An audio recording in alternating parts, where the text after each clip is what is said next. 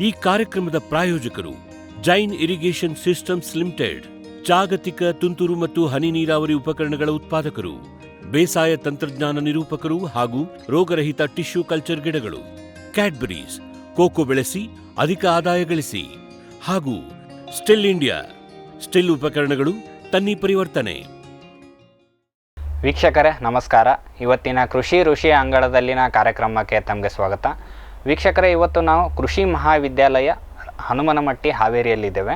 ಇವತ್ತಿನ ಕಂತಿನಲ್ಲಿ ಸಹಾಯಕ ಪ್ರಾಧ್ಯಾಪಕರು ಬೀಜ ವಿಜ್ಞಾನ ಮತ್ತು ತಂತ್ರಜ್ಞಾನದ ವಿಭಾಗ ಡಾಕ್ಟರ್ BA ಬಡಿಗೇರ್ ಅವ್ರನ್ನ ಮಾತಾಡಿಸಿ ಬೀಜ ಅಂದರೆ ಏನು, ಬೀಜದ ಮಹತ್ವ ಏನು, ಅದರಲ್ಲೂ ನಾವು ಬೀಜ ಪರೀಕ್ಷೆ ಏನಕ್ಕೆ ಮಾಡಬೇಕು, ಒಂದು ಉತ್ತಮವಾದ ಗುಣಮಟ್ಟದ ನಮಗೆ ಬೀಜ ಬೇಕಂದರೆ ಇವರು ಅದನ್ನು ಲ್ಯಾಬಲ್ಲಿ ತೆಗೆದುಕೊಂಡು ಹೋಗಿ ಏನೆಲ್ಲ ಟೆಸ್ಟ್ಗಳನ್ನು ಮಾಡ್ತಾರೆ. ಅದಲ್ಲದೆ ರೈತರ ಮಟ್ಟದಲ್ಲಿ ಯಾವುದಾದ್ರೂ ಉತ್ತಮ ಗುಣಮಟ್ಟದ ಬೀಜ ಪರೀಕ್ಷೆ ಮಾಡಬೇಕಾದ್ರೆ ಏನು ಮಾಡಬೇಕು, ಯಾವ ರೀತಿ ಮಾಡಬೇಕು, ಅದಲ್ಲದೆ ಬೀಜೋಪಚಾರ ಯಾವ ರೀತಿ ಮಾಡಬೇಕು ಅನ್ನೋದ್ರ ಕುರಿತು ಇವರನ್ನು ಕೇಳಿ ತಿಳಿದುಕೊಂಡು ಬರೋಣ ಬನ್ನಿ. ಎಲ್ಲ ರೈತ ಬಾಂಧವರಿಗೆ ನಮಸ್ಕರಿಸುತ್ತಾ, ಇವತ್ತು ಕೃಷಿ ವಿಜ್ಞಾನ ಕೇಂದ್ರ ಹನುಮನಮಟ್ಟಿ ಕೇಂದ್ರದಿಂದ ನಾನು ಡಾಕ್ಟರ್ ಭರಮರಾಜ್ ಬಡಿಗೇರ್ ಬೀಜ ವಿಜ್ಞಾನ ಮತ್ತು ತಂತ್ರಜ್ಞಾನ ಸಹಾಯಕ ಪ್ರಾಧ್ಯಾಪಕನಾಗಿ ಇಲ್ಲಿ ಕೆಲಸವನ್ನು ನಿರ್ವಹಿಸುತ್ತಿದ್ದೇನೆ. ಇವತ್ತು ನಮ್ಮ ರೈತರಿಗೆ ಬೀಜದ ಮಹತ್ವ ಮತ್ತು ಅದರ ಒಂದು ಪರೀಕ್ಷೆ ಬಗ್ಗೆ ತಮ್ಮ ಮುಂದೆ ನಾನು ಹೇಳಲು ಇಚ್ಛಿಸುತ್ತೇನೆ. ಬೀಜದ ಮಹತ್ವ ಅಂದರೆ ಏನಪ್ಪ ಅಂದರೆ, ಇವತ್ತಿನ ದಿನದಲ್ಲಿ ನಮ್ಮ ದೇಶದಲ್ಲಿ ಗುಣಮಟ್ಟದ ಬೀಜದ ಒಂದು ದೊರೆಯುವಿಕೆ ಪ್ರಮಾಣ ಕೇವಲ 30-35% ಮಾತ್ರ ಒಂದು ಗುಣಮಟ್ಟದ ಬೀಜದ ಲಭ್ಯತೆ ಇದೆ. ಇನ್ನುಳಿದ 70-75% ಏನು ರೈತರು ಸೇಕರಣೆ ಮಾಡಿದಂಥ ಧಾನ್ಯವನ್ನೇ ಅಥವಾ ಕಾಳನ್ನೇ ಬೀಜವನ್ನಾಗಿ ಉಪಯೋಗಿಸುವಂಥ ವಾಡಿಕೆ ನಮ್ಮಲ್ಲಿದೆ. ಇವತ್ತು ನಾಣ್ಣುಡಿಗಳು ಏನು ಯಜುರ್ವೇದದಲ್ಲಿ ಏನು ಹೇಳ್ತಿದ್ದಪ್ಪ ಅಂದ್ರೆ, ಬೀಜವು ಜೀವಂತವಾಗಿರಬೇಕಂತ ಹೇಳ್ತದೆ. ಬೀಜವು ಜೀವಂತವಾಗಿದ್ದರೆ ಸರಿಯಾದ ಒಂದು ಮೊಳಕೆ ಒಡೆಯಲು ಹಾಗೂ ನಮಗೆ ಉತ್ತಮವಾಗಿರುವಂಥ ಬೆಳೆಯನ್ನು ಬೆಳೆಯಲು ಅದು ಸಹಕಾರಿಯಾಗ್ತದೆ. ಯಾವ ರೀತಿಯಾಗಿ ಬೀಜದಿಂದ ಬೆಳೆ ನೋಡು, ನೂಲಿನಂತೆ ಸೀರೆ ನೋಡು, ಈ ರೀತಿಯಾಗಿರುವಂಥ ನಾಣ್ಣುಡಿಗಳು ಈ ಬೀಜದ ಮಹತ್ವವನ್ನು ಸಾರಿ ಹೇಳುತ್ತವೆ. ಬೀಜದಲ್ಲಿ ಮುಖ್ಯವಾಗಿ ನಾವು ಏನಪ್ಪ ಅಂದ್ರೆ, ಸಾಮಾನ್ಯವಾಗಿ ಒಂದು ಸರ್ಕಾರಿ ಒಂದು ವ್ಯವಸ್ಥೆಯಲ್ಲಿ ಬೀಜ ವರ್ಗಗಳನ್ನು ಮಾಡಿದ್ದೇವೆ ನಾವು. ತಳಿವರ್ಧಕ ಬೀಜ, ಮೂಲ ಬೀಜ, ಪ್ರಮಾಣಿತ ಬೀಜ, ನಂಬುಗೆಯ ಬೀಜ ಮತ್ತು ರೈತರು ಸೇಕರಿಸಿದಂಥ ಬೀಜ ಅಂತ, ಈ ರೀತಿಯಾಗಿ 5 ವರ್ಗದ ಒಂದು ಬೀಜದ ವ್ಯವಸ್ಥೆಯನ್ನು ನಮ್ಮ ದೇಶದಲ್ಲಿ ನಾವು ಹೊಂದಿದ್ದೇವೆ. ಇಲ್ಲಿ ಪ್ರಮಾಣಿತ ಬೀಜದ ಲಭ್ಯತೆ 30-35%. ಅದೇ ರೀತಿಯಾಗಿ ರೈತರು ಏನು 70-75% ಏನು ಸೇಕರಿಸಿದಂಥ ಕಾಳನ್ನೇ ಬೀಜವನ್ನಾಗಿ ಉಪಯೋಗಿಸುವಂಥ ವಾಡಿಕೆಯನ್ನು ನಾವು ಇಲ್ಲಿ ಗಮನಿಸಬಹುದಾಗಿದೆ. ಬೀಜದ ಮಹತ್ವ ಮತ್ತು ಅದರ ಗುಣಮಟ್ಟ ಏನಪ್ಪ ಅಂದರೆ, ಬೀಜವು ಜೀವಂತವಾಗಿದ್ದರೆ ನಮಗೆ ಸರಿಯಾದ ಒಂದು ಮೊಳಕೆ ಒಡೆದು ಅದು ಬೆಳೆಯಾಗಿ ಬೆಳೆಯಲು ಸಹಕಾರಿಯಾಗ್ತದೆ. ಬೀಜದ ಗುಣಮಟ್ಟವನ್ನು ನಾವು ಯಾವ ರೀತಿಯಾಗಿ ತಿಳಿದುಕೊಳ್ಬೇಕಪ್ಪ ಅಂದರೆ, ಕೆಲವೊಂದು ಅಂಶಗಳನ್ನು ಇಲ್ಲಿ ನಾವು ಗಮನಿಸಬೇಕಾಗ್ತದೆ. ಬೀಜವು ಒಂದೇ ಆಕಾರದಲ್ಲಿರಬೇಕು, ಒಂದೇ ಗಾತ್ರದಲ್ಲಿರಬೇಕು, ಬೀಜವು ಹೊಳಪಯುಕ್ತವಾಗಿರಬೇಕು. ಇಂಥ ಬೀಜವನ್ನು ಮಾತ್ರ ನಾವು ಬಿತ್ತನೆಗೆ ಉಪಯೋಗಿಸಿದಾಗ ಮಾತ್ರ ಅಲ್ಲಿ ಹೆಚ್ಚು ಒಂದು ಇಳುವರಿ ಮತ್ತು ಹೆಚ್ಚು ಒಂದು ಆದಾಯವನ್ನು ಗಳಿಸಲು ಸಹಕಾರಿಯಾಗ್ತದೆ.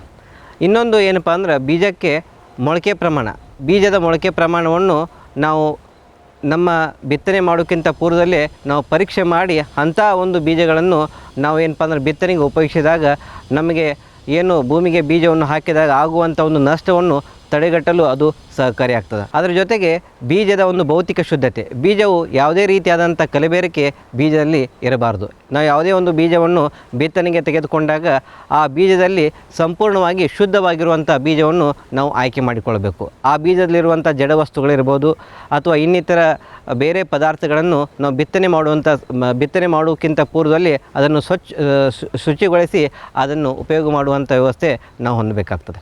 ಇದರ ಜೊತೆಗೆ ಬೀಜ ಪರೀಕ್ಷೆ ಅಂದರೆ, ನಾವು ಬೀಜದ ಒಂದು ಮೊಳಕೆ ಪರೀಕ್ಷೆಯನ್ನು ಮಾಡಿ ಬೀಜದಲ್ಲಿರುವಂತಹ ಒಂದು ಮೊಳಕೆ ಶಕ್ತಿ ಎಷ್ಟಿದೆ ಅನ್ನೋದನ್ನು ಕಂಡುಹಿಡಿದು ತದನಂತರ ನಾವು ಬೀಜವನ್ನು ಬಿತ್ತನೆಗೆ ಉಪಯೋಗಿಸಿದಾಗ ಹೆಚ್ಚಿನ ಒಂದು ಮೊಳಕೆ ಪ್ರಮಾಣವನ್ನು ಮತ್ತು ಎಕರೆವಾರು ನಿರ್ದಿಷ್ಟವಾಗಿರುವಂಥ ಸಸ್ಯಗಳ ಪ್ರಮಾಣವನ್ನು ಪಡೆಯಲು ಸಹಕಾರಿ ಆಗ್ತದೆ. ಇದು ಏನಪ್ಪ ಅಂದರೆ ಬೀಜದಲ್ಲಿರುವಂಥ ಗುಣಮಟ್ಟದಲ್ಲಿರುವಂಥ ಮುಖ್ಯವಾಗಿರುವಂಥ ಲಕ್ಷಣಗಳು.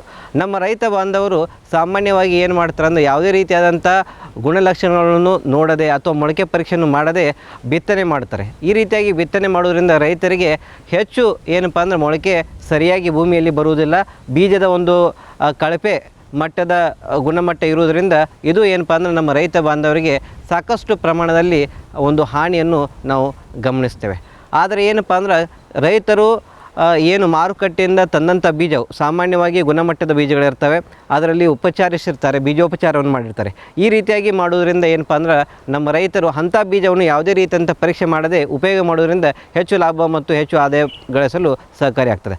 ಆದರೆ ರೈತರು ಶೇಖರಣೆ ಮಾಡುವಂಥ ಬೀಜದಲ್ಲಿ ನಾವು ಕೆಲವೊಂದು ಪರೀಕ್ಷೆಗಳನ್ನು ನಾವು ಮಾಡಬೇಕಾಗ್ತದೆ. ಅಂಥ ಪರೀಕ್ಷೆಗಳನ್ನು ಅಂಥ ಪರೀಕ್ಷೆಯನ್ನು ಯಾವ ರೀತಿಯಾಗಿ ಮಾಡ್ತಾರೆ ಅನ್ನೋದನ್ನು ನಾನು ನಿಮಗೆ ಪ್ರಾತ್ಯಕ್ಷಿತೆಯ ಮೂಲಕ ನಾನು ನಿಮಗೆ ತೋರಿಸುತ್ತೇನೆ. ಇವತ್ತು ಏನಪ್ಪ ಅಂದ್ರೆ ಈ ಬಿತ್ತನೆ ಮಾಡುವಂಥ ಸಮಯ, ರೈತರು ಇನ್ನು ಮುಂದೆ ಖರೀಫ್ ಸೀಸನ್ನಲ್ಲಿ ಅಂದರೆ ಬರುವಂಥ ಮುಂಗಾರು ಸಮಯದಲ್ಲಿ ಯಾವ ರೀತಿಯಾಗಿ ನಾವು ಬಿತ್ತನೆಯನ್ನು ಮಾಡಬೇಕು, ಬಿತ್ತನೆ ಮಾಡೋಕ್ಕಿಂತ ಪೂರ್ವದಲ್ಲಿ ಯಾವ ರೀತಿಯಾಗಿ ಬೀಜದ ಒಂದು ಪರೀಕ್ಷೆಯನ್ನು ಮಾಡಬೇಕು ಅನ್ನೋದನ್ನು ನಾನು ನಿಮಗೆ ಸಂಕ್ಷಿಪ್ತವಾಗಿ ಇಲ್ಲಿ ಹೇಳ್ತೇನೆ. ರೈತರು ಏನಪ್ಪ ಅಂದ್ರೆ ನಮ್ಮ ಮನೆಯಲ್ಲಿ ಏನು ಇರುವಂಥ ವಸ್ತುಗಳನ್ನು ಉಪಯೋಗ ಮಾಡಿಕೊಂಡು ಮೊಳಕೆ ಪರೀಕ್ಷೆಯನ್ನು ಮಾಡುವುದು ಒಂದು ಅತಿ ಏನಪ್ಪ ಅಂದ್ರೆ ಸರಳ ಸಮಯದಲ್ಲಿ ಸರಳವಾಗಿ ನಾವು ಮಾಡುವಂಥ ಒಂದು ವ್ಯವಸ್ಥೆಯನ್ನು ನಾನು ನಿಮಗೆ ತೋರಿಸ್ಕೊಡ್ತೇನೆ. ಆಮೇಲೆ ರೈತರು ಏನು ಬಿತ್ತನೆಗೆ ಉಪಯೋಗ ಮಾಡಿಸುವಂಥ ಬೀಜ, ಅದಕ್ಕೆ ನಾವು ಸರಿಯಾದ ಸಮಯಕ್ಕೆ ನಾವು ಬೀಜೋಪಚಾರ ಮಾಡುವುದರಿಂದ ಸಹ ನಾವು ಏನಪ್ಪ ಅಂದ್ರೆ ಬೀಜದಲ್ಲಿರುವಂಥ ಗುಣಮಟ್ಟವನ್ನು ಹೆಚ್ಚಿಸಲು ಸಹಕಾರಿಯಾಗ್ತದೆ. ಯಾವ ರೀತಿಯಾಗಿಪ್ಪ ಅಂದ್ರೆ ನೀವು ಏನು ರೈತರು ಉಪಯೋಗಿಸುವಂಥ ಬೀಜದಲ್ಲಿ ಸಾಮಾನ್ಯವಾಗಿ ಕೀಟ ಬಾಧೆ ಮತ್ತು ರೋಗ ಬಾಧೆಯ ಪ್ರಮಾಣ ಹೆಚ್ಚಿನ ಪ್ರಮಾಣದಲ್ಲಿರ್ತದೆ. ಆ ಒಂದು ಸಂದರ್ಭದಲ್ಲಿ ನಾವು ಮಾರುಕಟ್ಟೆಯಲ್ಲಿ ದೊರೆಯುವಂಥ ಶಿಲೀಂಧ್ರನಾಶಕ ಇರ್ಬೋದು ಅಥವಾ ಕೀಟನಾಶಕ ಇರ್ಬೋದು, ಯಾವ ಬೆಳೆಯಲ್ಲಿ ಯಾವ ರೋಗ ಮತ್ತು ಕೀಟಬಾಧೆ ರೋಗ ಬಾಧೆ ಮತ್ತು ಕೀಟಬಾಧೆ ಇರುತ್ತದಲ್ಲ, ಅಂಥ ಒಂದು ರೋಗ ಮತ್ತು ಕೀಟಬಾಧೆಗೆ ನಾವು ಮಾರುಕಟ್ಟೆಯಲ್ಲಿ ದೊರೆಯುವಂಥ ಶಿಲೀಂಧ್ರನಾಶಕದ ಪ್ರಮಾಣ 2 ರಿಂದ 3 ಗ್ರಾಮ್. ಸಾಮಾನ್ಯವಾಗಿ ಕೀಟನಾಶಕದ ಒಂದು ಪ್ರಮಾಣ ಅಲ್ಲಿ ಸಹ ಏನಪ್ಪ ಅಂದರೆ 2 ರಿಂದ 3 ml ಇರ್ಬೋದು, ಅಥವಾ ಗ್ರಾಮ್ ಪುಡಿ ರೂಪದಲ್ಲಿದ್ದಾಗ ಗ್ರಾಮ್. ಈ ರೀತಿಯಾಗಿ ನಾವು ಏನಪ್ಪ ಅಂದ್ರೆ ಬೀಜೋಪಚಾರವನ್ನು ಮಾಡುವುದರಿಂದ ಆ ಒಂದು ಕಳಪೆ ಮಟ್ಟದ ಬೀಜದಲ್ಲಿಯೂ ಸಹ ನಾವು ಏನಪ್ಪ ಅಂದರೆ ಒಂದು ಗುಣಮಟ್ಟವನ್ನು ಹೆಚ್ಚಿಸಲು ಅದು ಸಹಕಾರಿಯಾಗ್ತದೆ. ಈ ರೀತಿಯಾಗಿ ರೈತರು ಬಿತ್ತನೆ ಮಾಡೋಕ್ಕಿಂತ ಪೂರ್ವದಲ್ಲಿ ಬೀಜೋಪಚಾರವನ್ನು ಮಾಡುವುದರಿಂದ ಸಹ ಅಲ್ಲಿ ಹೆಚ್ಚಿನ ಒಂದು ಆದಾಯವನ್ನು ಮತ್ತು ಹೆಚ್ಚಿನ ಒಂದು ಇಳುವರಿಯನ್ನು ಪಡೆಯಲು ಸಹಕಾರಿಯಾಗ್ತದೆ. ಬೀಜೋಪಚಾರ ಅಂದರೆ ಸಾಮಾನ್ಯವಾಗಿ ರೈತರು ಏನಪ್ಪ ಅಂದರೆ ಕೀಟನಾಶಕ ಇರ್ಬೋದು, ಶಿಲೀಂಧ್ರನಾಶಕ ಇರ್ಬೋದು, ಅಥವಾ ಸಸ್ಯಜನ್ಯ ಪದಾರ್ಥಗಳಿರ್ಬೋದು, ಅಥವಾ ಬಯೋ ಫರ್ಟಿಲೈಸರ್ಸ್ ಅಂತ ಹೇಳ್ತಾರೆ, ಬಯೋ ಏಜೆಂಟ್ಸ್ ಅಂತ ಹೇಳ್ತಾರೆ. ಈ ರೀತಿಯಾಗಿ ನಮ್ಮ ಕೃಷಿ ವಿಜ್ಞಾನ ಕೇಂದ್ರದಲ್ಲಿರ್ಬೋದು ಅಥವಾ ಮಾರುಕಟ್ಟೆಯಲ್ಲಿ ದೊರೆಯುವಂಥ ಈ ಒಂದು ಪದಾರ್ಥಗಳನ್ನು ನಾವು ಉಪಯೋಗ ಮಾಡೋದ್ರಿಂದ ಇಲ್ಲಿ ಸಹ ಏನಪ್ಪ ಅಂದರೆ ನಾವು ಗುಣಮಟ್ಟವನ್ನು ಹೆಚ್ಚಿಸಲು ಅದು ಸಹಕಾರಿಯಾಗ್ತದೆ ಅಂತ ಈ ಒಂದು ಕಾರ್ಯಕ್ರಮದ ಮೂಲಕ ನಮ್ಮ ರೈತ ಬಾಂಧವರಿಗೆ ತಿಳಿಸಿಕೊಡಲು ಇಚ್ಛಿಸುತ್ತೇನೆ. ಬೀಜದ ಮಹತ್ವದಲ್ಲಿ ಮುಖ್ಯವಾಗಿ ಬೀಜವು ಕೃಷಿ ಪರಿಕರಗಳಲ್ಲಿ ಅತಿ ಮುಖ್ಯವಾಗಿರುವಂಥ ಪರಿಕರ ಅಂದರೆ ಅದು ಬೀಜ. ಯಾಕಂದರೆ ಇನ್ನಿತರ ಎಲ್ಲ ಕೃಷಿ ಪರಿಕರಗಳು ಈ ಬೀಜದ ಮೇಲೆ ಅವಲಂಬಿತವಾಗಿರುತ್ತವೆ. ಯಾಕಂದರೆ ನಾವು ಭೂಮಿಗೆ ಬೀಜವನ್ನು ಹಾಕಿದಾಗ ಯಾವುದೇ ಒಂದು ಕೃಷಿಪರ, ಅದು ಏನಪ್ಪ ಅಂದರೆ ನೀರು ಇರ್ಬೋದು, ಅಥವಾ ಗೊಬ್ಬರ ಇರ್ಬೋದು, ಅಥವಾ ಶಿಲೀಂಧ್ರನಾಶಕ ಇರ್ಬೋದು, ಕೀಟನಾಶಕ ಇರ್ಬೋದು, ಈ ರೀತಿಯಾಗಿ ನಾವು ಏನು ಕೃಷಿ ಪರಿಕರಗಳನ್ನು ನಾವು ಹಾಕುತ್ತೇವಲ್ಲ, ಅದು ಬೀಜದ ಮೇಲೆ ಅವಲಂಬಿತವಾಗಿರ್ತದೆ. ಸದೃಢವಾಗಿರುವಂಥ ಬೀಜಕ್ಕೆ ನಾವು ಯಾವುದೇ ರೀತಿಯಾದಂಥ ಈ ಕೃಷಿ ಪರಿಕರಗಳನ್ನು ಹಾಕಿದಾಗ ಮಾತ್ರ ಅದು ಏನಪ್ಪ ಅಂದ್ರೆ ಬೀಜಕ್ಕೆ ಅದು ಬೀಜದ ಒಂದು ಮೊಳಕೆ ಹೊಡೆಯಲಿರ್ಬೋದು, ಹಾಗೂ ಉತ್ತಮವಾಗಿರುವಂಥ ಬೆಳೆಯನ್ನು ಬೆಳೆಯಲು ಅದು ಸಹಕಾರಿಯಾಗ್ತದೆ. ವಿಶ್ವದಾದ್ಯಂತ ಪೇಟೆಂಟ್ ಪಡೆದ ನ್ಯಾನೋ ತಂತ್ರಜ್ಞಾನದಲ್ಲಿ ತಯಾರಾದ ನೂವಾಲ್ಗಿ ದ್ರಾವಣ. ನೂವಾಲ್ಗಿ ಉಪಯೋಗಿಸಿದ ಮೇಲೆ ತುಂಬ ಇಳುವರಿನೂ ಬಂದಿದೆ. ಕಾಳು ಮೆಣಸಿಗಂತೂ ಭಾಳ ಚೆನ್ನಾಗಿ ಬರುತ್ತೆ. ರೇಷ್ಮೆ ಎಲೆನೂ ಚೆನ್ನಾಗಿ ಬರ್ತದೆ. ಗಿಡಗಳು ತುಂಬ ಚೆನ್ನಾಗಿ ಬೆಳವಣಿಗೆ ಆಯಿತು. ಯಾವುದೇ ರಾಸಾಯನಿಕ ಅಥವಾ ವಿಶೇಷ ಗೊಬ್ಬರಗಳ ಗೊಡವೆ ಇಲ್ಲದೆ ಎಲ್ಲ ಬೆಳೆಗಳಲ್ಲಿ ಉತ್ತಮ ಗುಣಮಟ್ಟದ ಅಧಿಕ ಫಸಲನ್ನು ಪಡೆಯಿರಿ. ಯಾವಾಗಲೂ ನನ್ನ ಇರೋವರೆಗೂ ನೂವಾಲ್ಗಿ ಅಂತೂ ಬಿಟ್ಟು ಬಾಳಲ್ಲ ಅಂತ ಒಂದು ಭರವಸೆ ಕೊಡ್ತೀನಿ.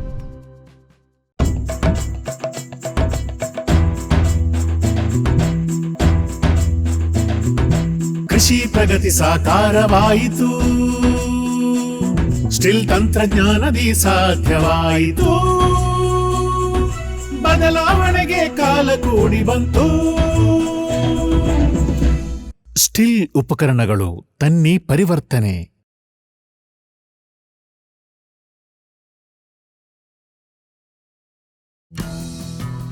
ಜೈನ್ಸ್ ಜಗತ್ತಿನ ಅತಿದೊಡ್ಡ ಅಂಗಾಂಶ ಕೃಷಿ ಪ್ರಯೋಗಾಲಯ ಹಾಗೂ ಟಿಸಿ ಗಿಡಗಳ ಉತ್ಪಾದಕರು. ಸಮೃದ್ಧ ಇಳುವರಿಗೆ ಜೈನ್ ಜೀನೇನ್, ಯಾಲಕ್ಕಿ, ನೇಂದ್ರನ್ ಹಾಗೂ ಕೆಂಪು ಬಾಳೆ ಸಸಿಗಳು. ದಾಳಿಂಬೆ ಭಗವತಳಿಯ ರೋಗಮುಕ್ತ ಸಸ್ಯಗಳು, ಲಕ್ನೋ 49 ಪೇರಳೆ, ಸ್ಟ್ರಾಬೆರಿ ಇತ್ಯಾದಿ ಗಿಡಗಳು ಯೋಗ್ಯ ಬೆಲೆಯಲ್ಲಿ. ಅಂಗಾಂಶ ಕೃಷಿಯ ಜಾಗತಿಕ ಬ್ರ್ಯಾಂಡ್ ಜೈನ್. ಫ್ಯೂಚರ್ ಬಯೋಟೆಕ್ ಸಾವಯವ ಕೃಷಿಯ ವೇಗವರ್ಧಕ. ಪೋಷಕಾಂಶ ಪೂರೈಕೆಗೆ ಎನ್ಪಿಕೆ ಕಲ್ಚರ್, ವ್ಯಾಮ್, ಪಿಎಸ್ಪಿ ಮತ್ತು ಕೆಎಂಬಿ. ಜೈವಿಕ ರೋಗ ಕೀಟ ನಿಯಂತ್ರಣಕ್ಕೆ ಟ್ರೈಕೋಡರ್ಮಾ, ಸೂಡೋಮೊನಾಸ್. ಸಾವಯವ ಗೊಬ್ಬರ ಉತ್ಪಾದನೆಗೆ ಕಾಂಪೋಸ್ಟ್ ಕಲ್ಚರ್. ಹೂವು ಕಾಯಿ ಉದುರುವ ಸಮಸ್ಯೆಗೆ ಕಾಮಧೇನು ಮತ್ತು ಸತ್ವ. ಮಣ್ಣಿನ ಆರೋಗ್ಯ ವೃದ್ಧಿಗೆ ಫ್ಯೂಚರ್ ಬಯೋಟೆಕ್, ಧಾರವಾಡ.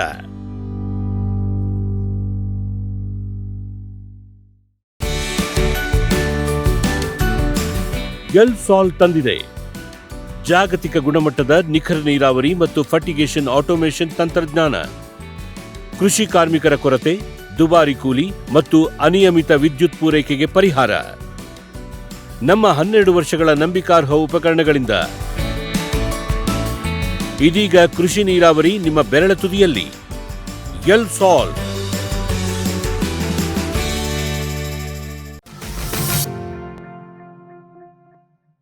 ರೈತ ಬಾಂಧವರು ಬೀಜೋಪಚಾರ ಯಾವ ರೀತಿಯಾಗಿ ನಾವು ಬೀಜೋಪಚಾರವನ್ನು ಮಾಡಬೇಕು, ಬೀಜೋಪಚಾರ ಮಾಡೋದರಿಂದ ಆಗುವಂಥ ಲಾಭಗಳೇನು, ಇದರ ಬಗ್ಗೆ ನಾವು ತಿಳಿದುಕೊಳ್ಬೇಕಪ್ಪ ಅಂದರೆ, ಬೀಜೋಪಚಾರ ಸಾಮಾನ್ಯವಾಗಿ ಯಾವುದೇ ಒಂದು ಮಾರುಕಟ್ಟೆಯಿಂದ ನೀವು ಬೀಜವನ್ನು ತೆಗೆದುಕೊಂಡು ಬಂದಾಗ ಅದರಲ್ಲಿ ಸಾಮಾನ್ಯವಾಗಿ ಬೀಜೋಪಚಾರವನ್ನು ಮಾಡಿರ್ತಾರೆ. ನೀವು ಪಾಕೆಟ್ ಮೇಲೆ ಬರೆದಿರ್ತಾರೆ ಬೀಜವು ಏನಪ್ಪ ಅಂದರೆ ವಿಷಪೂರಿತದಿಂದ ಕೂಡಿರುವಂಥ ಬೀಜ ಅಂತ ಬರೆದಿರ್ತಾರೆ. ಅಂಥ ಸಂದರ್ಭದಲ್ಲಿ ರೈತರು ಯಾವುದೇ ರೀತಿಯಾಗಿರುವಂಥ ಬೀಜೋಪಚಾರ ಮಾಡುವಂಥ ಅವಶ್ಯಕತೆ ಇರುವುದಿಲ್ಲ. ಆದರೆ ರೈತರು ತಾವೇ ಸೇಕರಣೆ ಮಾಡಿದಂತಹ ಕಾಳು, ಆ ಕಾಳನ್ನೇ ಬೀಜವನ್ನಾಗಿ ಉಪಯೋಗ ಮಾಡುವಂಥ ಸಂದರ್ಭದಲ್ಲಿ ನಮ್ಮ ರೈತ ಬಾಂಧವರು ಆ ಒಂದು ಬೀಜದ ಒಂದು ಪರೀಕ್ಷೆಯನ್ನು ಮಾಡಿ ಅದರಲ್ಲಿರುವಂಥ ಮೊಳಕೆ ಪ್ರಮಾಣವನ್ನು ನೋಡಿಕೊಳ್ಬೇಕು. ಸಾಮಾನ್ಯವಾಗಿ ಪ್ರತಿಯೊಂದು ಬೆಳೆಗೆ ಶಿಫಾರಸು ಮಾಡಿದಂಥ ಮೊಳಕೆ ಪ್ರಮಾಣ ಇರ್ತದೆ. ಶಿಫಾರಸು ಮಾಡಿದಂಥ ಮೊಳಕೆ ಪ್ರಮಾಣ ಯಾವ ರೀತಿಯಾಗಿಪ್ಪ ಅಂದ್ರೆ, ಉದಾಹರಣೆ ಹೇಳ್ತೇನೆ ನಿಮಗೆ. ಜೋಳದಲ್ಲಿ 75% ಮೊಳಕೆ ಪ್ರಮಾಣ ಇರಬೇಕು. ಅದೇ ರೀತಿಯಾಗಿ ನಾವು ಏನಪ್ಪ ಅಂದರೆ ಸೋಯಾಬೀನ್ ಬೀಜ ತೆಗೆದುಕೊಳ್ಳಿ, ಅಲ್ಲಿ ಸಹ ಏನಪ್ಪ ಅಂದರೆ 70% ಮೊಳಕೆ ಪ್ರಮಾಣ ಇರಬೇಕು. ಹೆಸರು, ಉದ್ದು ಈ ರೀತಿಯಾಗಿರುವಂಥ ಬೆಳೆಗಳಲ್ಲಿ ಸಾಮಾನ್ಯವಾಗಿ 70ರಿಂದ 75% ಮೊಳಕೆ ಪ್ರಮಾಣ ಇರಬೇಕಂತ ಹೇಳಿದೆ.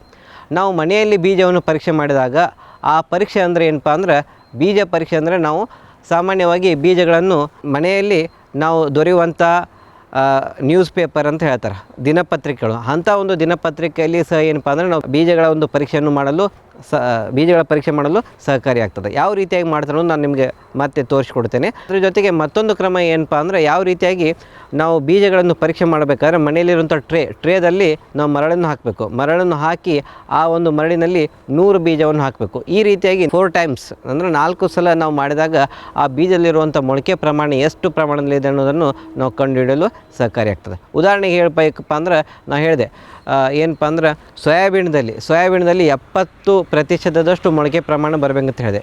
ನೀವು ಮನೆಯಲ್ಲಿ ಬೀಜವನ್ನು ಪರೀಕ್ಷೆ ಮಾಡಿದಾಗ ಅದರಲ್ಲಿರುವಂಥ ಪ್ರಮಾಣ 70ಕ್ಕಿಂತ ಕಡಿಮೆ ಬಂದಾಗ ಅಂಥ ಬೀಜ ಏನಪ್ಪ ಅಂದರೆ ಗುಣಮಟ್ಟದ ಬೀಜ ಅಲ್ಲ, ಅಂದರೆ ಅದರಲ್ಲಿ ಮೊಳಕೆ ಪ್ರಮಾಣ ಕಡಿಮೆ ಇದೆ ಅನ್ನೋದು. ಅಂಥ ಸಂದರ್ಭದಲ್ಲಿ ನಾವು ಏನು ಮಾಡಬೇಕಪ್ಪ ಅಂದರೆ, ಆ ಬೀಜಕ್ಕೆ ಉಪಚಾರ ಮಾಡಿ ಅಂಥ ಬೀಜವನ್ನು ನಾವು ಭೂಮಿಗೆ ಬಿತ್ತನೆ ಮಾಡಿದಾಗ ಅಲ್ಲಿ ನಾವು ಹೆಚ್ಚು ಒಂದು ಎಕರೆವಾರು ಸಸ್ಯಗಳನ್ನು ಪಡೆಯೋದ್ರ ಜೊತೆಗೆ ಉತ್ತಮವಾಗಿರುವಂಥ ಬೆಳೆಯನ್ನು ಬೆಳೆಯಲು ಸಹಕಾರಿಯಾಗ್ತದೆ. ಬೀಜ ಪರೀಕ್ಷೆಯನ್ನು ಮಾಡಿದ ನಂತರ ನಾವು ಬೀಜದಲ್ಲಿರುವಂಥ ಮೊಳಕೆ ಪ್ರಮಾಣ ಎಷ್ಟು ಪ್ರಮಾಣದಲ್ಲಿ ನೋಡಿಕೊಳ್ಬೇಕು. 60%ದಷ್ಟಲ್ಲಿದ್ದಾಗ ನಾವು ಸರಿಸುಮಾರು 2 ರಿಂದ 3 ಗ್ರಾಮ್ ಕೀಟನಾಶಕ ಇರ್ಬೋದು ಅಥವಾ ಶಿಲೀಂಧ್ರನಾಶಕ ಇರ್ಬೋದು, ಈ ರೀತಿಯಾಗಿ ಬೀಜಕ್ಕೆ ನಾವು ಉಪಚಾರ ಮಾಡಿ ಅಂಥ ಬೀಜವನ್ನು ನಾವು ಬಿತ್ತನೆ ಮಾಡಿದಾಗ ಅಲ್ಲಿ ನಮಗೇನಪ್ಪ ಅಂದ್ರೆ ಆ ಬೀಜಕ್ಕೆ ತಗುಲುವಂಥ ಕೀಟಬಾಧೆ ಮತ್ತು ರೋಗ ಬಾಧೆಯನ್ನು ತಡೆಗಟ್ಟುತ್ತೇವೆ. ಅದರ ಜೊತೆಗೆ ಆ ಬೀಜದಲ್ಲಿರುವಂಥ ಮೊಳಕೆ ಶಕ್ತಿಯನ್ನು ಹೆಚ್ಚಿಸಲು ಅದು ಸಹಕಾರಿಯಾಗ್ತದೆ. ಈ ರೀತಿಯಾಗಿರುವಂಥ ಕ್ರಮಗಳನ್ನು ನಮ್ಮ ರೈತ ಬಾಂಧವರು ಮಾಡಿದಾಗ ಹೆಚ್ಚಿನ ಒಂದು ಏನಪ್ಪ ಅಂದ್ರೆ ಬೆಳೆಯನ್ನು ಬೆಳೆಯುವ ಸಂದರ್ಭದಲ್ಲಿ ಆಗುವಂಥ ನಷ್ಟವನ್ನು ಸರಿದೂಗಿಸಬಹುದು ಮತ್ತು ಇನ್ನಿತರ ಯಾವುದೇ ಕೃಷಿ ಪರಿಕರಗಳನ್ನು ಆ ಒಂದು ಬೆಳೆಯಲ್ಲಿ ಹಾಕುವಂಥ ಸಂದರ್ಭದಲ್ಲಿ ಅದರಿಂದ ಆಗುವಂಥ ನಷ್ಟವನ್ನು ಇಲ್ಲಿ ತಡೆಗಟ್ಟುವಂಥ ಒಂದು ವ್ಯವಸ್ಥೆಯನ್ನು ನಾವು ಇಲ್ಲಿ ಕಾಣಬಹುದಾಗಿದೆ.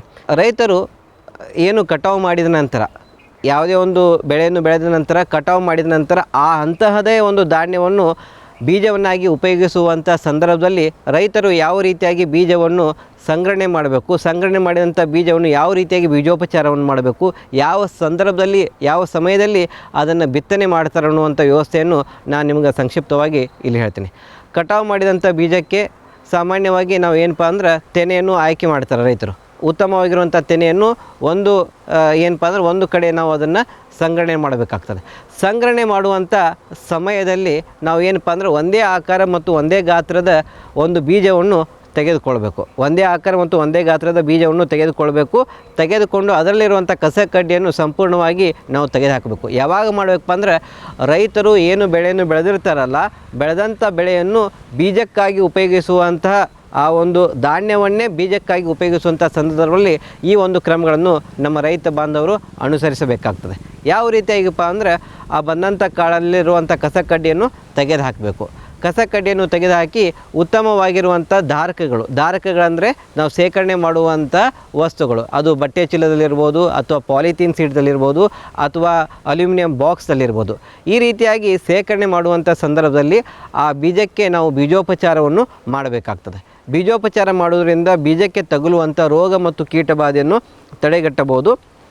ಇದರ ಜೊತೆಗೆ ಬೀಜವನ್ನು ಹೆಚ್ಚಿನ ಸಮಯದವರೆಗೆ ಅಂದರೆ ಹೆಚ್ಚಿನ ಒಂದು ಕಾಲಾವಧಿಯವರೆಗೆ ನೀವು ಬಿತ್ತನೆ ಮಾಡುವಂಥ ಒಂದು ಸಮಯದವರೆಗೆ ಅಲ್ಲಿ ಶೇಖರಣೆ ಮಾಡುವುದು ಮತ್ತು ಅದಕ್ಕೆ ಬರುವಂಥ ರೋಗ ಮತ್ತು ಕೀಟಬಾಧೆಯನ್ನು ತಡೆಗಟ್ಟುವಂಥ ಶಕ್ತಿಯನ್ನು ನಾವು ಇಲ್ಲಿ ಕೊಡುವಂಥ ವ್ಯವಸ್ಥೆಯನ್ನು ಮಾಡಬೇಕಾಗ್ತದೆ.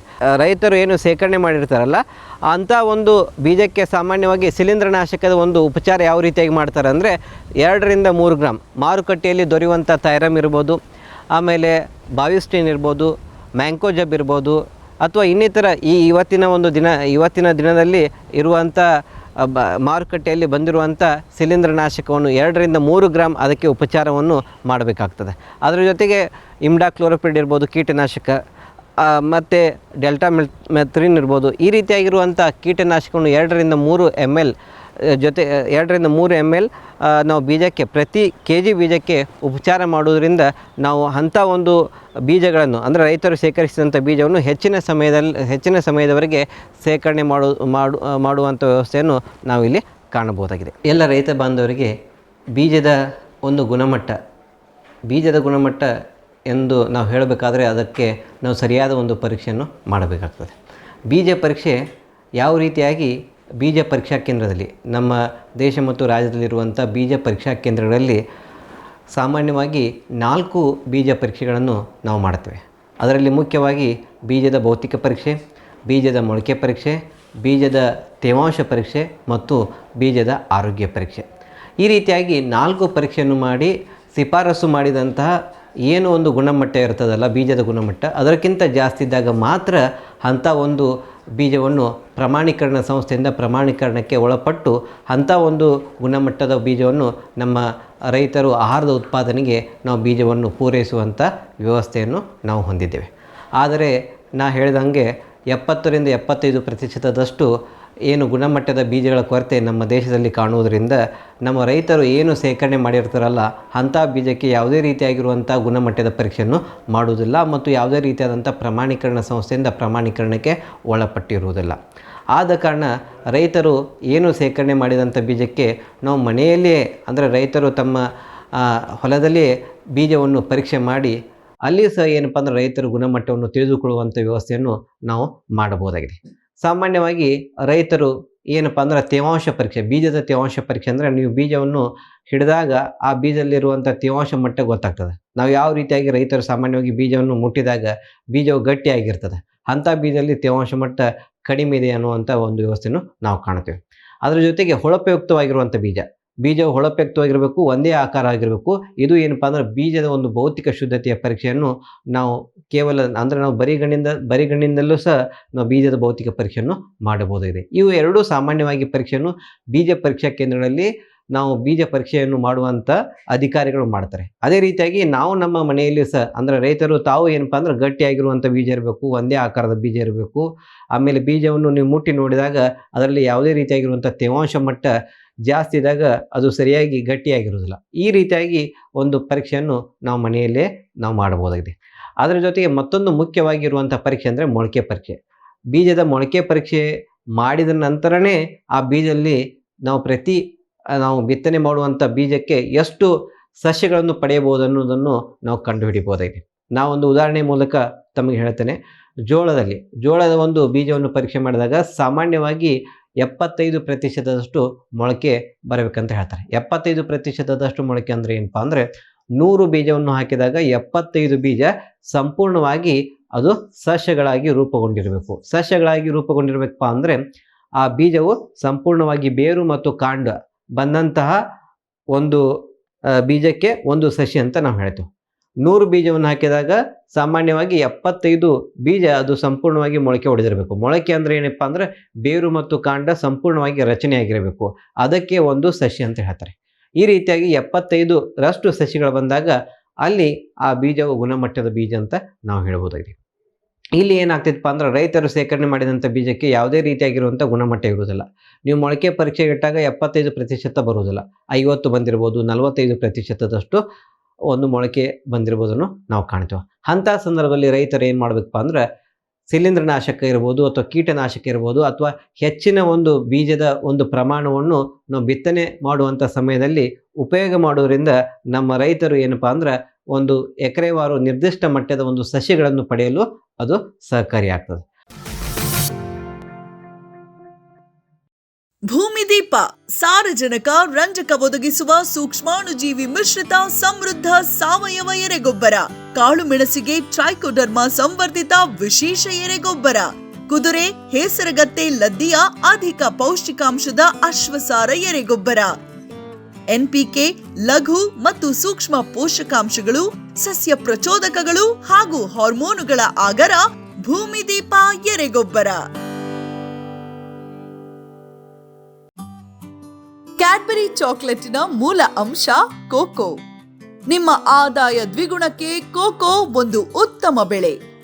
ಅಂತರ ಬೆಳೆ, ಏಕ ಬೆಳೆಯಾಗಿ ಕರ್ನಾಟಕದೆಲ್ಲೆಡೆ ಕೋಕೋ ಬೆಳೆಯಬಹುದು.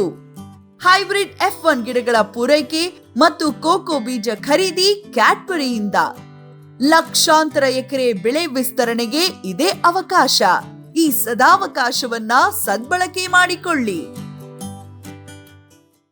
ಕ್ಯಾಪ್ಸ್ಬರ್ ಅಗ್ರಿಸೈನ್ಸ್, ICAR ಕೃಷಿ ವಿಜ್ಞಾನ ಸಂಸ್ಥೆಗಳ ಸೂಕ್ಷ್ಮ ಪೋಷಕಾಂಶ ಮಿಶ್ರಣಗಳು, IISRನ ಪೆಪ್ಪರ್ ಸ್ಪೆಷಲ್, ಜಿಂಜರ್ ರಿಚ್, ಕಾರ್ಬಮ್ ಸ್ಪೆಷಲ್, IIHRನ banana special, mango special, citrus special ಮತ್ತು ವೆಜಿಟೇಬಲ್ ಸ್ಪೆಷಲ್. ಪೊಟ್ಯಾಶ್ ಪೂರೈಕೆಗೆ NRCPಯ ಸೋನಾರ್, ರೋಗ ನಿಯಂತ್ರಣಕ್ಕೆ UHSನ ಟ್ರೈಕೋ ಕವಚ್, ಉತ್ತಮ ಗುಣಮಟ್ಟದ ಸೀಬೆ ಬೆಳೆಗೆ ಗ್ವಾವಾ ಸ್ಪೆಷಲ್. 10 ವರ್ಷಗಳಿಂದ ರೈತರ ಸೇವೆಯಲ್ಲಿ ಕ್ಯಾಪ್ಸ್ಬರ್ಡ್. ಜೈನ್ ಇರಿಗೇಷನ್ ಸಿಸ್ಟಮ್ಸ್ ಲಿಮಿಟೆಡ್ ಭಾರತದ ಹನಿ ನೀರಾವರಿ ತಂತ್ರಜ್ಞಾನದ ಪ್ರಥಮ ಪ್ರವರ್ತಕ. ಜಗತ್ತಿನ ಅತಿ ದೊಡ್ಡ ಸ್ಪ್ರಿಂಕ್ಲರ್ಸ್ ಉತ್ಪಾದಕ ಕಂಪನಿ. ಸಂರಕ್ಷಿತ ಕೃಷಿಯಲ್ಲಿ ಹಸಿರು ಮನೆಗಾಗಿ ಮಿಸ್ಟರ್, ಫಾಗರ್, ಫ್ಯಾನ್ ಮತ್ತು ಪ್ಯಾಡ್ ಹಾಗೂ ನೆರಳು ಮನೆ. ಸ್ವಯಂ ಚಾಲಿತ ನೀರಾವರಿ ವ್ಯವಸ್ಥೆ ಮತ್ತು ರಸಾವರಿ ತಂತ್ರಜ್ಞಾನ. ಕೃಷಿಯಲ್ಲಿ ನೀರಿನ ಸಮರ್ಪಕ ಬಳಕೆ ಹಾಗೂ ಉಳಿತಾಯಕ್ಕೆ ಮತ್ತೊಂದು ಹೆಸರು ಜೈನ್. ಗ್ರೀನ್ ಪ್ಲಾಸ್ಟ್ ISI ಪ್ರಮಾಣೀಕೃತ ಪರಿಶುದ್ಧ HDPE ಜಿಯೋ ಮೆಂಬ್ರೇನ್ ಪಾಂಡ್ ಲೈನರ್ಗಳು. ಕೃಷಿ ಹೊಂಡ, ಕೆರೆ, ಕಾಲುವೆ, ಮೀನುಕೊಳ, ಸ್ಪಿರುಲಿನಾ ಹೊಂಡಗಳಿಗೆ ಬೇಕಾದ ಆಕಾರ ಮತ್ತು ವಿಸ್ತೀರ್ಣಗಳಲ್ಲಿ ಸರ್ಕಾರದ ಸಬ್ಸಿಡಿ ಯೋಜನೆಯಡಿ ಲಭ್ಯ. 100% ಪುನರ್ಬಳಕೆ, UV ಮತ್ತು ಒಡಕು ನಿರೋಧಕ, ಪಕ್ಕಾ ಜೋಡಣೆ, 5 ವರ್ಷಗಳ ಲಿಖಿತ ವಾರಂಟಿ. ಗ್ರೀನ್ ಪ್ಲಾಸ್ಟ್.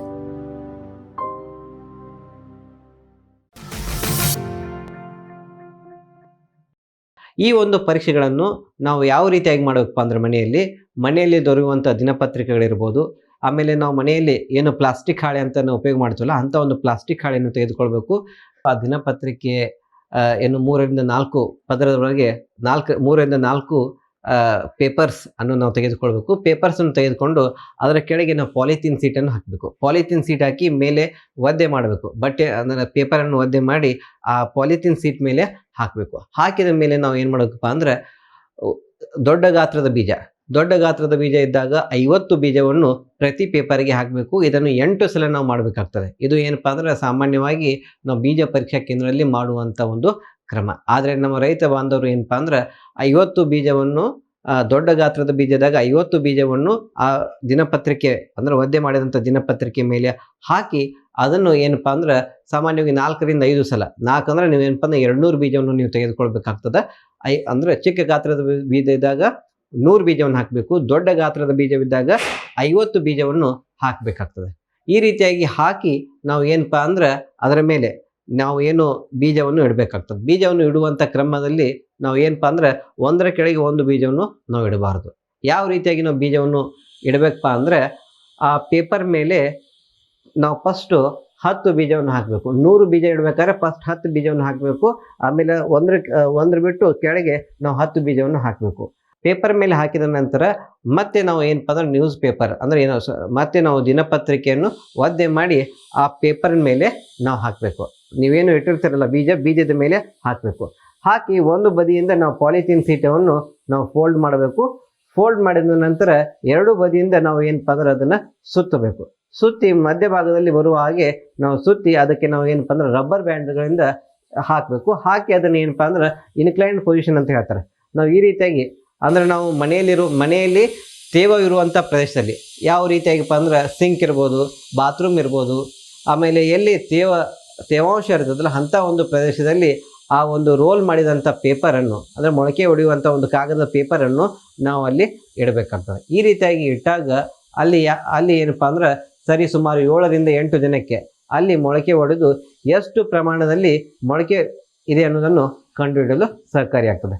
ನಿಮ್ಮ ಪ್ರಶ್ನೆ ಬಂದಿರ್ಬೋದು ರೈತರಿಗೆ, ಯಾವ ರೀತಿಯಾಗಿ ಅಂದರೆ 2 ದಿನ ಆದಮೇಲೆ ಅದರಲ್ಲಿರುವಂಥ ತೇವಾಂಶ ಹೋದ್ಮೇಲೆ ಯಾವ ರೀತಿಯಾಗಿ ಮಾಡ್ಬೇಕಂದ್ರೆ ಆ ಪೇಪರನ್ನು ಓಪನ್ ಮಾಡಬೇಕು. ಓಪನ್ ಮಾಡಿ ಆ ಪೇಪರ್ಗೆ ನೀರನ್ನು ನಾವು ಕೊಡಬೇಕು. ನೀರನ್ನು ಏನಪ್ಪ ಅಂದ್ರೆ ಸಿಂಪಡಿಸಬೇಕು.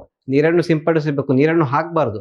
ನೀರನ್ನು ಸಿಂಪಡಿಸಿ ಮತ್ತೆ ಅದನ್ನು ನಾವು ಫೋಲ್ಡ್ ಮಾಡಿ ಮತ್ತೆ ಆ ಒಂದು ಪ್ರದೇಶಕ್ಕೆ ಎಲ್ಲಿ ತೇವ ಇರ್ತದಲ್ಲ ಅಂಥ ಒಂದು ಪ್ರದೇಶಕ್ಕೆ ಇಟ್ಟಾಗ ಅಲ್ಲಿ ಏನಪ್ಪ ಅಂದ್ರೆ ಸರಿ ಸುಮಾರು 7ರಿಂದ 8 ದಿನ ಆದಮೇಲೆ ಮೊಳಕೆ ಬರ್ತದೆ. ಅಂಥ ಮೊಳಕೆ ಬಂದಾಗ ಆ ಪೇಪರನ್ನು ಓಪನ್ ಮಾಡಬೇಕು. ಓಪನ್ ಮಾಡಿದಾಗ ಉದಾಹರಣೆಗೆ ನೀವು 100 ಬೀಜ ಹಾಕಿರ್ತೀರ. 100 ಬೀಜ ಹಾಕಿದಾಗ ಎಷ್ಟು ಬೀಜ ಮೊಳಕೆ ಹೊಡೆದಿದೆ ಅನ್ನೋದನ್ನು ಮೊದಲು ಕಂಡುಹಿಡಿಬೇಕು. ಯಾವ ರೀತಿಯಾಗಿ ಅಂದರೆ ಪ್ರತಿಯೊಂದು ಸಸ್ಯಗಳು ಏನು ಬೇರು ಮತ್ತು ಕಾಂಡ ಬಂದಿರುವಂಥ ಸಸ್ಯಗಳನ್ನು ನಾವು ಆಯ್ಕೆ ಮಾಡಿಕೊಳ್ಬೇಕು. ಆಯ್ಕೆ ಮಾಡಿಕೊಂಡು ಅದನ್ನು ಎಣಿಸ್ಬೇಕು ಅಂದರೆ ಎಷ್ಟು 40 ಬಂದಾಗ 40%, 50 ಬಂದಾಗ 50%. ಇದನ್ನು ಏನಪ್ಪ ಅಂದ್ರೆ ನಾನು ಹೇಳಿದೆ 4 ಸಲ ಮಾಡ್ಬೇಕಂತ ಹೇಳಿದ್ದೇನೆ. 100 ಬೀಜ ಹಾಕಿದಾಗ ಅದನ್ನು 4 ಸಲ ನೀವು ಹಾಕಬೇಕು. 4 ಪೇಪರ್ದಲ್ಲಿ 4 ಸಲ ನೀವು ಹಾಕಬೇಕು. ಒಂದರಲ್ಲಿ 50% ಮೊಳಕೆ ಬಂದಿದೆ, ಮತ್ತೊಂದರಲ್ಲಿ 60% ಬಂದಿದೆ, ಮತ್ತೊಂದರಲ್ಲಿ 70% ಬಂದಿದೆ, ಮತ್ತೊಂದರಲ್ಲಿ 35% ಬಂದಿದೆ. ಈ ರೀತಿಯಾಗಿ ಬಂದಾಗ ನೀವೇನಪ್ಪ ಅಂದ್ರೆ ಆ 4 ಏನು ಮೊಳಕೆ ಪರೀಕ್ಷೆ ಮಾಡಿರ್ತಾರಲ್ಲ ಅದರ ಒಂದು ಸರಿಸುಮಾರನ್ನು ನೀವು ನೋಡಿಕೊಳ್ಬೇಕು. ಸರಿಸುಮಾರು ಅಂದರೆ ಏನಪ್ಪ ಅಂದ್ರೆ ನೀವು ಇಷ್ಟೆಲ್ಲ ಮಾಡಿದಾಗ ನಿಮ್ಗೆ 50ರಿಂದ 55% ಮೊಳಕೆ ಬಂದಿದೆ ಅಂತ ಅನ್ಕೋಣ. ಈ ರೀತಿಯಾಗಿ ಮೊಳಕೆ ಬಂದಾಗ ನಾವು ಬಿತ್ತನೆ ಮಾಡುವಂಥ ಸಂದರ್ಭದಲ್ಲಿ ಎಷ್ಟು ಪ್ರಮಾಣದಲ್ಲಿ ನಾವು ಬಿತ್ತನೆಗೆ ಉಪಯೋಗಿಸುವಂಥ ಬೀಜದ ಪ್ರಮಾಣವನ್ನು ಕಂಡುಹಿಡಿಯಲು ಸಹಕಾರಿಯಾಗ್ತದೆ ನಮ್ಮ ರೈತ ಬಾಂಧವರಿಗೆ. ಅಥವಾ ಈ ಬೀಜ ಪರೀಕ್ಷೆ ಮಾಡುವಂಥ ಸಂದರ್ಭದಲ್ಲಿ, ಮೊಳಕೆ ಪರೀಕ್ಷೆ ಮಾಡುವಂಥ ಸಂದರ್ಭದಲ್ಲಿ ಆ ಬೀಜಕ್ಕೆ ತಗುಲಿರುವಂತಹ ಕೀಟ ಮತ್ತು ರೋಗ ಬಾಧೆಯನ್ನು ನಾವು ಇಲ್ಲಿ ಕಂಡುಹಿಡಿಯಬಹುದು. ಆ ರೋಗ ಮತ್ತು ಕೀಟ ಬಾಧೆಯನ್ನು ನೋಡಿಕೊಂಡು ನಾವು ಏನಪ್ಪ ಅಂದ್ರೆ ಏನು ಶಿಫಾರಸು ಮಾಡಿರ್ತಾರೆ ವಿಶ್ವವಿದ್ಯಾಲಯದಲ್ಲಿರ್ಬೋದು ಅಥವಾ ನಮ್ಮ ವಿಜ್ಞಾನಿಗಳು ಶಿಫಾರಸು ಮಾಡಿದಂಥ ಕೀಟನಾಶಕ ಮತ್ತು ಶಿಲೀಂಧ್ರನಾಶಕವನ್ನು ಆ ಒಂದು ಬೀಜಕ್ಕೆ ಉಪಚಾರ ಮಾಡಿ ಬಿತ್ತನೆ ಮಾಡುವಂಥ ಸಂದರ್ಭದಲ್ಲಿ ನಾವು ಉಪಚಾರ ಮಾಡಿ ಬಿತ್ತನೆ ಮಾಡುವಂಥ ವ್ಯವಸ್ಥೆಯನ್ನು ನಾವು ಮಾಡಬೇಕಾಗ್ತದೆ. ಇದು ಏನಪ್ಪ ಅಂದ್ರೆ ಬೀಜ ಪರೀಕ್ಷೆಯಲ್ಲಿ ಮಾಡುವಂಥ ಒಂದು ಕ್ರಮ. ಇದು ಪೇಪರ್ ಮೆಥಡಲ್ಲಿ ಮಾಡುವಂಥ ಒಂದು ಕ್ರಮ. ಅದೇ ರೀತಿಯಾಗಿ ಮತ್ತೊಂದು ಕ್ರಮ ಏನಪ್ಪ ಅಂದ್ರೆ ಮನೆಯಲ್ಲಿರುವಂಥ ಟ್ರೇಯಲ್ಲಿ ಮರಳನ್ನು ಹಾಕಬೇಕು. ಮರಳನ್ನು ಹಾಕಿ ಅದನ್ನು ಸರಿಯಾಗಿ ನಾವು ಏನಪ್ಪ ಅಂದ್ರೆ ಮರಳನ್ನು ಸರಿಯಾಗಿ ತೊಳೆದು ಆಮೇಲೆ ಮರಳನ್ನು ಟ್ರೇದಲ್ಲಿ ಸಮಾನಾಗಿ ನಾವು ಹಾಕಬೇಕು. ಹಾಕಿದ ನಂತರ ಏನು ಮಾಡಬೇಕಪ್ಪ ಅಂದ್ರೆ ಬೀಜವನ್ನು ಹಾಕಬೇಕು. ಒಂದು ಟ್ರೇದಲ್ಲಿ ಸಾಮಾನ್ಯವಾಗಿ ನಾವು 100 ಬೀಜವನ್ನು ಹಾಕ್ತೇವೆ. 100 ಬೀಜವನ್ನು ಹಾಕಿ ಇಲ್ಲಿ ಸಹ ಏನಪ್ಪ ಅಂದ್ರೆ ಸರಿ ಸುಮಾರು 8ರಿಂದ 10 ದಿನಗಳವರೆಗೆ ನಾವು ಅದನ್ನು ಬಿಡಬೇಕು. ಬಿಟ್ಟ ನಂತರ ಅದರಲ್ಲಿ ಬರುವಂತಹ ಏನು ಸಸ್ಯಗಳ ಪ್ರಮಾಣವನ್ನು ನಾವು ಕಂಡುಹಿಡಿಬೇಕು. ಸಸ್ಯಗಳ ಪ್ರಮಾಣ ಸಂಪೂರ್ಣವಾಗಿ ಏನು ಸಸ್ಯಗಳು ಬಂದಿರುತ್ತಲ್ಲ ಅಂಥ ಸಸ್ಯಗಳನ್ನು ನಾವು ಎಣಿಕೆ ಮಾಡಿಕೊಳ್ಬೇಕು. ಎಣಿಕೆ ಮಾಡಿಕೊಂಡು ಇಲ್ಲಿ ಸಹ ಏನಪ್ಪ ಅಂದ್ರೆ ಎಷ್ಟು ಪ್ರತಿಶತದಷ್ಟು ಮೊಳಕೆ ಪ್ರಮಾಣ ಬಂದಿದೆ ಅನ್ನೋದನ್ನು ಕಂಡುಹಿಡಬೇಕು. 100 ಬೀಜ ಹಾಕಿದಾಗ 65 ಬಂದಿದೆ ಮೊಳಕೆ ಅಂದರೆ 65%ದಷ್ಟು ಮೊಳಕೆ ಪ್ರಮಾಣ ಇದೆ. ಈ ರೀತಿಯಾಗಿ ಒಂದು ಟ್ರೇ ಮಾಡೋದ್ರಿಂದ ನಮ್ಮ ರೈತರಿಗೆ ಇದು ಏನಪ್ಪ ಅಂದ್ರೆ ಮೊಳಕೆ ಪ್ರಮಾಣ ಎಷ್ಟಿದೆ ಅನ್ನೋದನ್ನು ಕಂಡುಹಿಡಿಯಲು ಅದು ಸಹಕಾರಿಯಾಗ್ತದೆ. ಮತ್ತೊಂದು ಪರೀಕ್ಷೆ ನಮ್ಮ ಬೀಜ ಪರೀಕ್ಷಾ ಕೇಂದ್ರದಲ್ಲಿ ಮಾಡ್ತಾರೆ, ಬೀಜದ ಆರೋಗ್ಯ ಪರೀಕ್ಷೆ. ಬೀಜದ ಆರೋಗ್ಯ ಪರೀಕ್ಷೆ ಅಂದರೆ ಏನಪ್ಪ ಅಂದ್ರೆ ನಾವು ಬರಿಗಣ್ಣಿನಿಂದಲೂ ನಾವು ಬೀಜದ ಆರೋಗ್ಯ ಪರೀಕ್ಷೆಯನ್ನು ಮಾಡ್ಬೋದು. ನಾವು ಉಪಯೋಗಿಸುವಂಥ ಬೀಜ ಬಿತ್ತನೆ ಮಾಡೋಕ್ಕಿಂತ ಪೂರ್ವದಲ್ಲಿ ಆ ಬೀಜವನ್ನು ಸರಿಯಾಗಿ ವೀಕ್ಷಣೆ ಮಾಡಬೇಕು. ವೀಕ್ಷಣೆ ಮಾಡಿದಾಗ ಬೀಜದಲ್ಲಿರುವಂಥ ಯಾವುದೇ ರೀತಿಯಾಗಿರುವಂಥ ರಂಧ್ರಗಳಿರ್ಬೋದು, ಆಮೇಲೆ ಬೀಜದ ಮೇಲೆ ಇರುವಂಥ ರೋಗ ಮತ್ತು ಕೀಟಬಾಧೆಯ ಲಕ್ಷಣಗಳಿರ್ಬೋದು. ಇಂಥ ರೋಗ ಮತ್ತು ಕೀಟಬಾಧೆ ಇರುವಂಥ ಲಕ್ಷಣಗಳಿರುವಂಥ ಬೀಜವನ್ನು ನಾವು ಬಿತ್ತನೆ ಮಾಡುವಂಥ ಬೀಜದಿಂದ ಅದನ್ನು ಬೇರ್ಪಡಿಸಬೇಕು.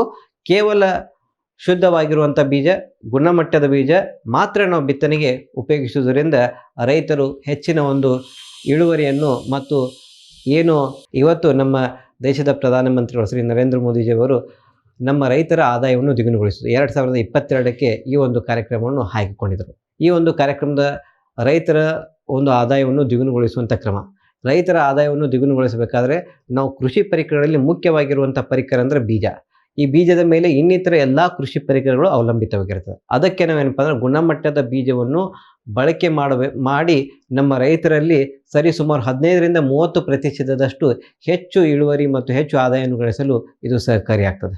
ಇಲ್ಲಿವರೆಗೆ ನಮ್ಮ ರೈತ ಬಾಂಧವರು ಬೀಜದ ಒಂದು ಗುಣಮಟ್ಟದ ಮಹತ್ವ ಮತ್ತು ಬೀಜ ಪರೀಕ್ಷೆ ಯಾವ ರೀತಿಯಾಗಿ ಮಾಡಿಕೊಳ್ಳುತ್ತಾರಂತ ನಿಮ್ಮ ಜೊತೆಗೆ ನನ್ನ ಮಾತನ್ನು ತಮ್ಮ ಮುಂದೆ ಹೇಳಿದ್ದೇನೆ.